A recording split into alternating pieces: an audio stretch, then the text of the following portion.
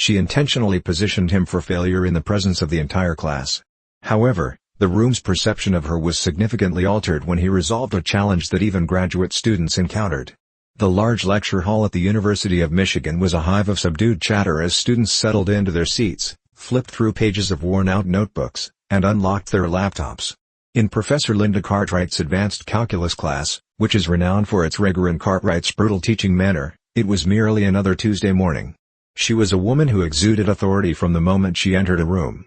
A no-nonsense gaze, silver-rimmed spectacles, and sharp features could cause even the most confident students to shrink in their seats. Precision and discipline were the foundations of her reputation. In order to succeed in her course, one was required to earn it. There were no exemptions or leniencies. She was not in the mood for frivolity today. In a single swift motion, she snapped a piece of chalk between her fingertips as she strode to the front, her heels clicking against the tiled floor. A hush descended upon the chamber. She said, brushing inerrant blonde hair from her face, "All right. Last lecture, we covered multivariable limits. Today, we push forward, Laplace transforms." She shifted her attention to the board and commenced writing. The surface was adorned with long, complex equations that were neatly written in a perfect script. Many students were already bewildered by the symbols, while others pretended to comprehend them. They frantically attempted to take notes. Cartwright flourished in this environment, which was characterized by the covert competition, the pressure, and the struggle. She was aware that the majority of students would struggle, and to be honest, she preferred it that way. It reaffirmed the notion that her universe was exclusively for the truly gifted. She believed that, at the very least. Near the center of the hall, a student sat quietly, striking his pen against his notebook. He was not experiencing any difficulties. He was not in a state of despair. He appeared to be rather disinterested. Daniel Reed was his given name. Daniel was not the type to attract attention, as he was always clad in a simple hoodie and jeans and was tall and lean. In class, he seldom spoke and never made a spectacle of himself. However, his intellect was exceedingly active beneath that placid exterior. Numbers, patterns, and equations were comprehensible to him in a manner that was not apparent to others. He briefly examined the equation on the board. Something was amiss. A minor error. Although it is a minor error, it is still a blunder. Daniel halted. He had the option to relinquish it. No one else appeared to have observed. However, she may revert to her previous actions and squander time rectifying the error if she discovers it only later. Another student tentatively raised their hand before he could make a decision. A female individual occupies the front pew. "Professor Cartwright, I believe there is an error in the second line," she inquired, her tone uncertain. The professor's brow arched as he slowly turned. She repeated, as if the concept were objectionable, "An error?" Subsequently, she smirked as she examined the board. "There is no error," she stated straightforwardly. The girl became embarrassed and immediately looked down, her face turning red. Daniel slightly shook his head as he exhaled. He harbored animosity toward this. The manner in which certain instructors dismissed their students. The manner in which they conducted themselves as though they were incapable of making errors. His hand was in the air before he could stop himself. "In reality," he stated, his voice remaining composed, "there is an error." The chamber experienced a ripple effect. The heads of individuals were turned. Cartwright's expression remained unchanged, however, her irises briefly exhibited a hint of irritation. "Oh?" she exclaimed, crossing her arms. "Enlighten me." Daniel rose from his seat. Not as a result of hubris. To refrain from making a spectacle of it. He simply did not enjoy speaking from a seated position. "It is in the second step.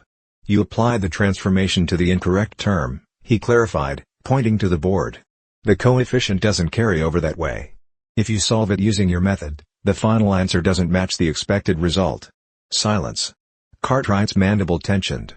She returned to the board and examined her own work. Subsequently, it appeared. The error. Her grasp on the chalk became increasingly firm. Daniel briefly entertained the notion that she might simply acknowledge her mistake and proceed. However, her lips then curved into a tight smile. "Well, Mr. Reed," she replied, pivoting to address him. "Since you seem so confident, why don't you come up here and show us the correct way?" A small number of pupils secretly laughed. The unspoken message that was concealed beneath her words was audible to Daniel. He was correct, but she refused to recognize it. She desired to confront him. Cause him to hesitate. Induce him to misstep. However, that was not to transpire. Daniel deposited his notebook, proceeded to the front of the room in a composed manner, and retrieved the chalk from her grasp. He would not vacillate. Nevertheless, Professor Cartwright was unaware of the course of action she had initiated. Daniel approached the board with a stylus in his hand. The silent expectations, the professor's gaze, and the quiet murmurs from students pondering if he was about to make a fool of himself, he could feel the weight of the room pressing in. However, he was not apprehensive. He rewrote the equation with deliberate, fluid strokes, erasing the erroneous portion.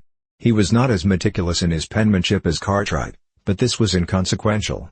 The figures were of paramount importance. Additionally, they were precisely aligned.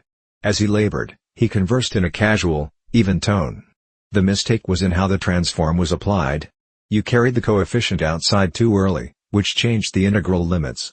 But if you solve it this way, it keeps the function intact. The room was devoid of sound, with the exception of the gentle scraping of chalk against the board. He completed the equation, deposited the chalk, and retreated. Subsequently, he turned. Professor Cartwright maintained a rigid posture, with his arms crossed and his lips forced together. She was not accustomed to receiving corrections. Particularly not in the presence of a lecture hall full of students. Daniel could discern it in her gaze. She desired to terminate his employment. Shake it off. Perhaps she could even devise a method to manipulate the situation in order to maintain her credibility. Rather, she sighed slowly and curtly nodded. She replied, "That is satisfactory. You corrected it. Congratulations." A few pupils exchanged glances. Was that all? Absence of acknowledgement? Is there no genuine recognition? Daniel did not require it. He has just returned to his seat, sensing the gaze of his peers. A few individuals were astonished. A small number of individuals appeared to be irritated, likely those who believed he was pretentious. However, this was not the case. He was unable to tolerate any form of error, particularly those that could have been prevented. Professor Cartwright returned to the board and erased his previous work. She spoke rapidly, "Let us proceed. Since Mr. Reed is so eager to contribute, I assume he won't mind another challenge." Daniel's eyes averted. "Excuse me?" Cartwright had already resumed his writing. This time, the equation is significantly lengthier. It spanned half of the board and was replete with integrals, limits, and a differential component that was particularly challenging. She completed the final symbol with a flourish and then turned to face him. "Since you have such a keen eye," she suggested, "solve this." A small number of students adjusted their seating. Daniel gazed at the equation. He was fully aware of her actions. She intended to use him as an example. This query was not typical for this level. The mere complexity of the situation rendered it evident. She did not anticipate that he would achieve the desired outcome. She anticipated that he would vacillate, trip over the steps, and perhaps make it halfway before recognizing that he was in over his head. She aimed to demonstrate that he was not as intelligent as he believed. Daniel exhaled through his nostrils. "Fine," he resumed his ascent to the board, standing once more. It was evident that a few students were anticipating his difficulties, as they giggled quietly. Cartwright stepped back and folded her arms, smirking. "Take your time," she advised. Daniel did not require time. He commenced writing without hesitation or second-guessing, simply solving the problem. Every symbol and number flowed effortlessly from his mind to his hand. He did not even take a moment to contemplate. Before his fingers had completed the previous line, his intellect had already visualized the solution, 5 steps ahead. The room became increasingly silent. The murmurs ceased. Professor Cartwright's grin diminished. Daniel gazed at her midway through the equation. "I assume you want the solution in terms of exponentials instead of trigonometric functions?" She declined to respond. He persisted in his endeavors. A few additional steps, a few simplifications, and then, done. He casually placed the chalk back on the tray after underlining the final answer. Silence. A profound, all-encompassing silence. Then, a solitary student in the back let out a low whistle. Cartwright's expression was unintelligible. She examined his work line by line, seeking any error that could be used to discredit it. Nothing existed. He had resolved the matter in a manner that was not only correct but also graceful. The solution was both efficient and tidy.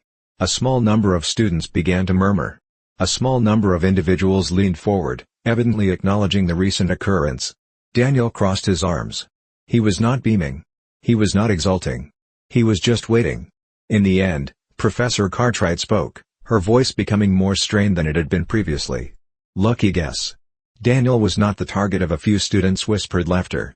He inclined his head slightly. "It wasn't a guess." Cartwright abruptly exhaled through her nostrils. "Sit down, Mr. Reed," she murmured. Daniel turned and returned to his seat. He could sense the change in the room, the manner in which people were now observing him. Some with reverence. Some individuals harbor feelings of resentment.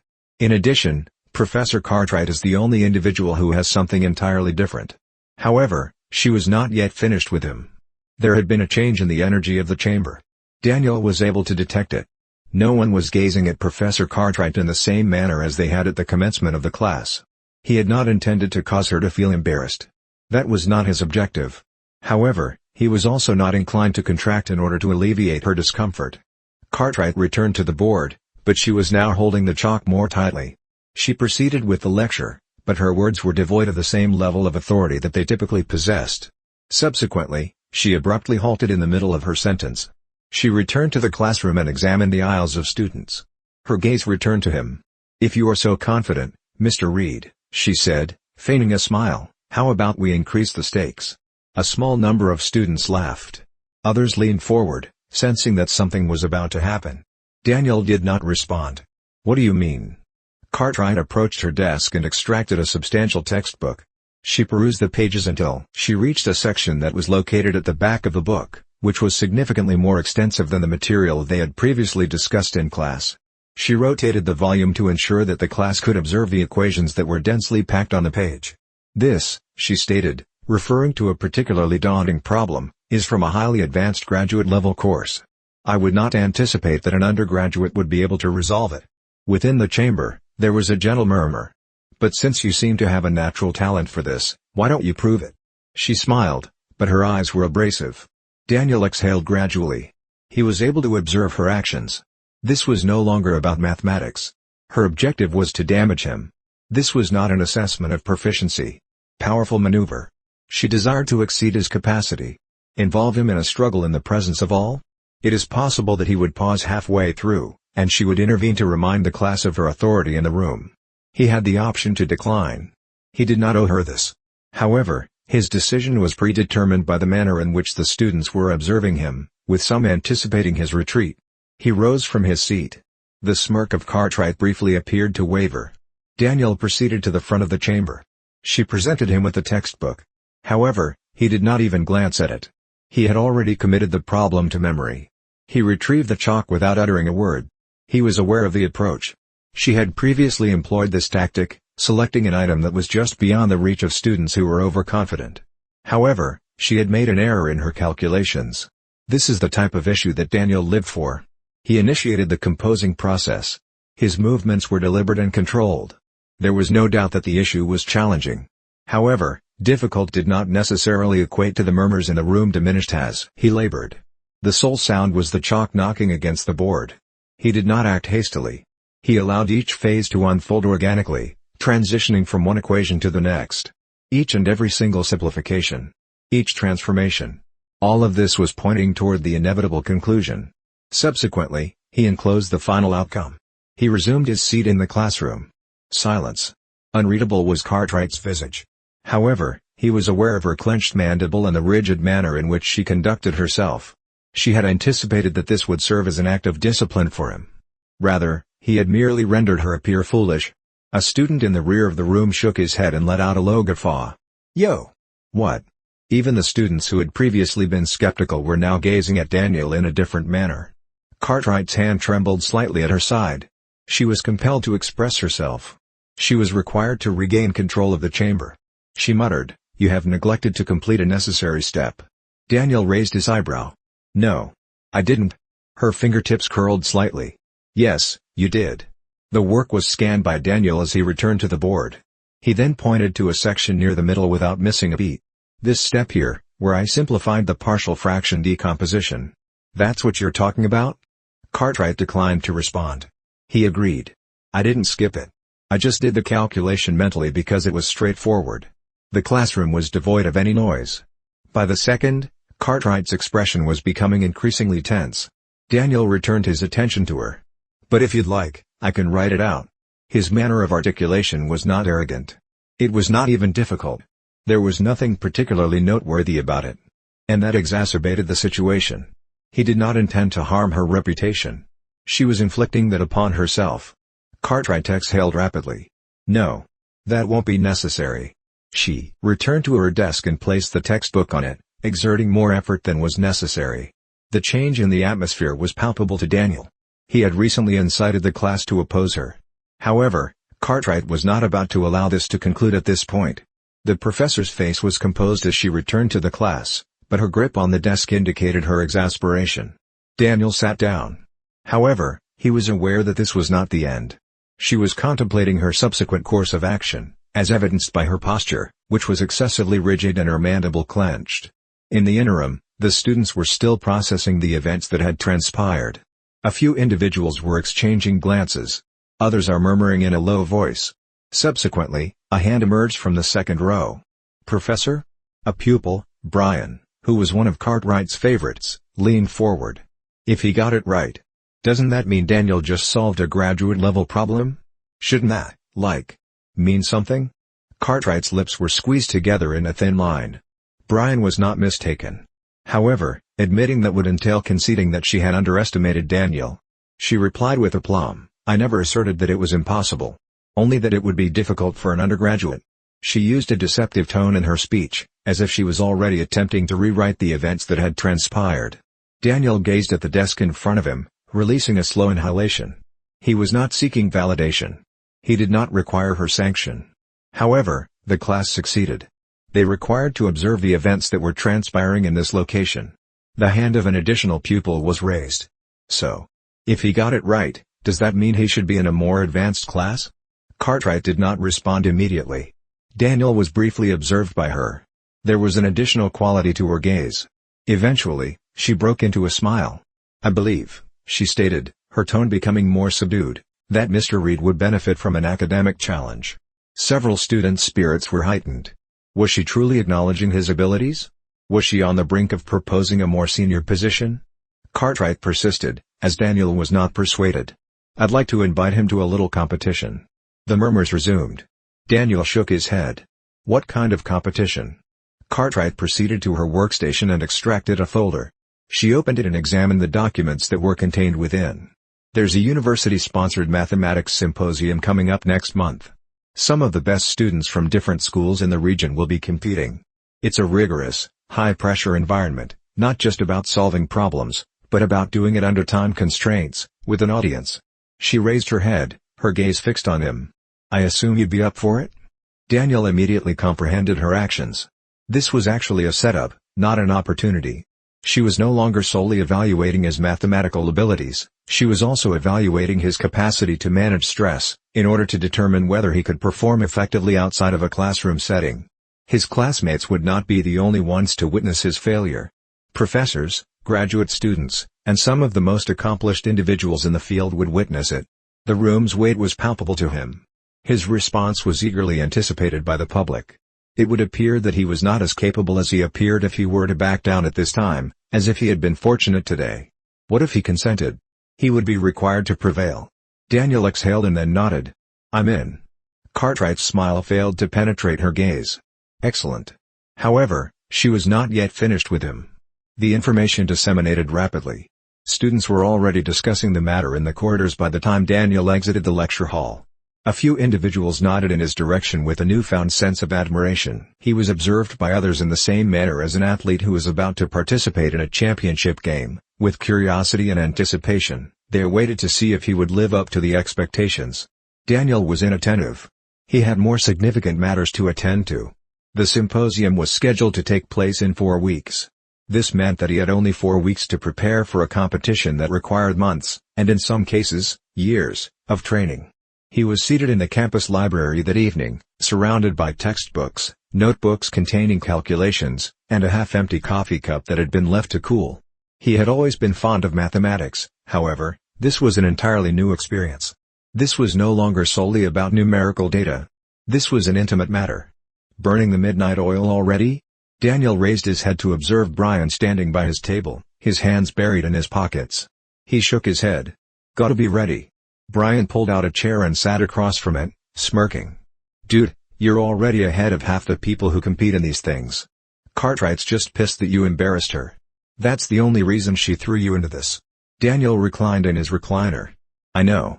For an instant, Brian scrutinized him. So why do it? Daniel contemplated that for a brief period. He had posed the same inquiry to himself on numerous occasions. He was not required to provide any evidence. He could have walked away and allowed the moment to pass. However, he was also aware of the methods that individuals such as Cartwright employed. If he relented, she would interpret it as confirmation. She would find a way to frame it, stating that he was talented but lacked discipline. Although intelligent, they are not yet prepared to confront genuine obstacles. She would ensure that this was the memory that was etched into the minds of others. Daniel was determined to prevent that from transpiring. He ultimately replied, "Because she anticipates my defeat. And I want her to be wrong." Brian smiled. "Now that I can respect."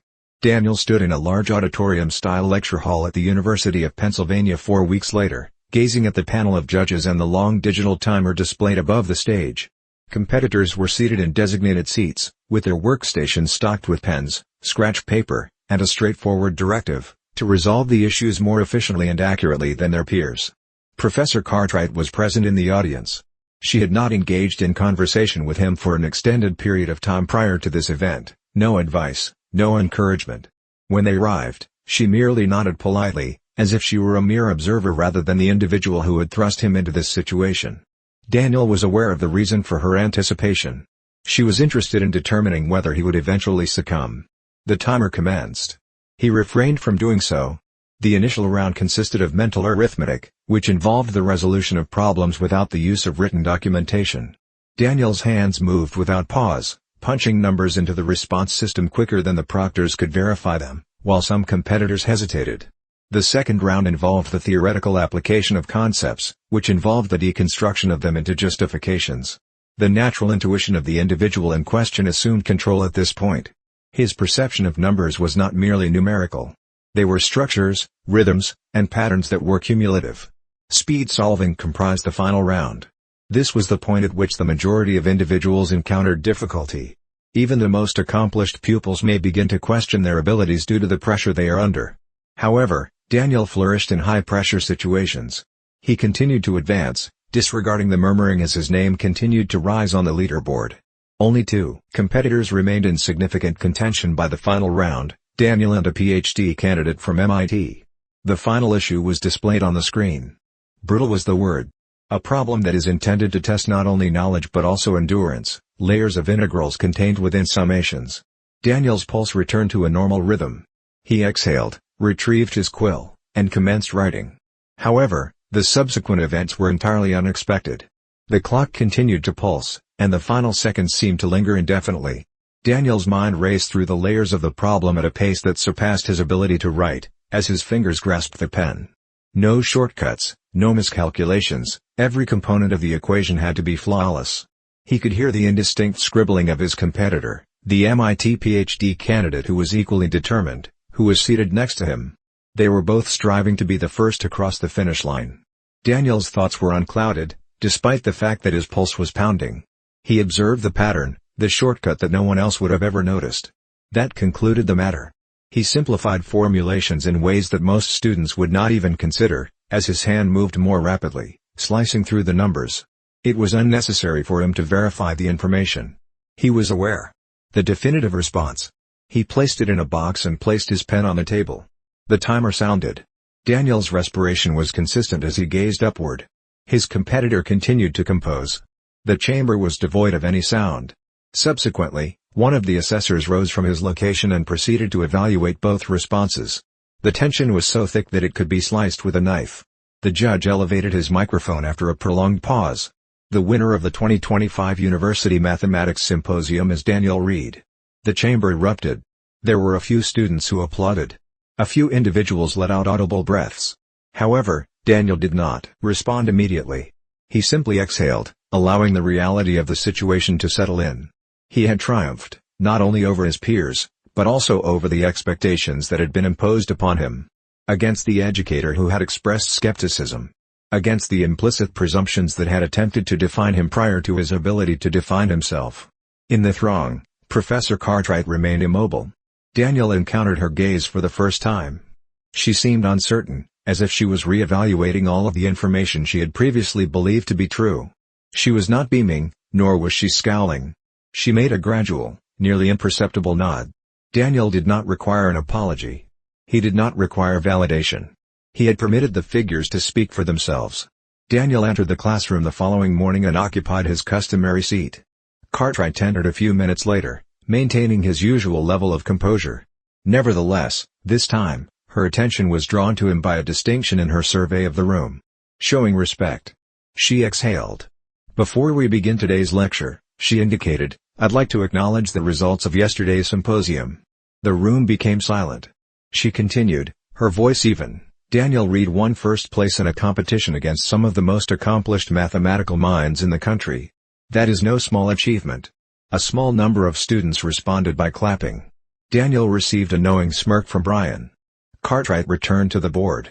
"And with that said, let's begin." That concluded the matter. There is no need for excessive adulation. Absence of lengthy discourse. I am merely expressing my gratitude.